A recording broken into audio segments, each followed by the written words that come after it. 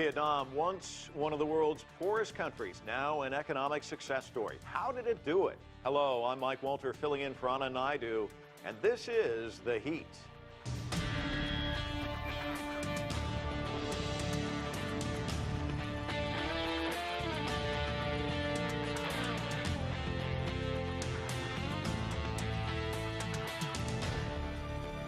Vietnam will be the focus of international attention next week when U.S. President Donald Trump and the leader of the DPRK, Kim Jong-un, meet for talks in Hanoi.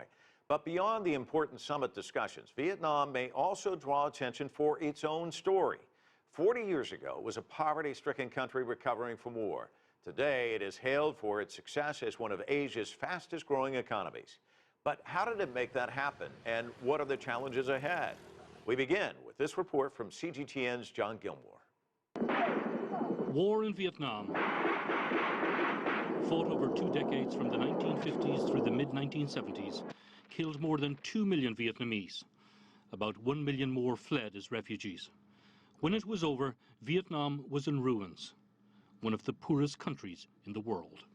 But just a decade later, it was making a comeback. In 1986, with the per capita GDP stuck at less than $300, Vietnam introduced political and economic reforms called Doi Moi. The objective? Transform the country into a socialist-oriented market economy. An increase in private business and foreign investment followed. By the 1990s, exports were booming. Annual economic growth rates were hitting 7%, and the poverty rate was slashed. In 1995, Vietnam joined ASEAN, and in 2007, it joined the World Trade Organization. Today, the nation of about 95 million people is, according to government figures, home to somewhere between 440,000 and 600,000 private businesses. Trading with countries around the world, it is a leading exporter of clothing and textiles. It's a foreign investment hub and an exporter of electronics.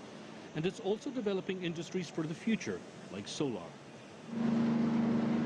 China is Vietnam's largest trading partner from the ASEAN bloc.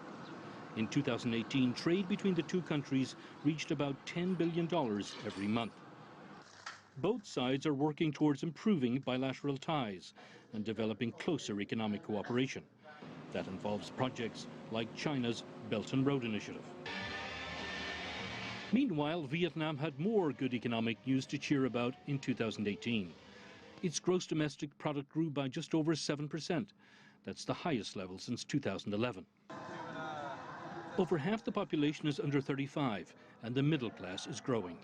The challenge now for Vietnam is how to sustain its success as one of Asia's fastest-growing economies.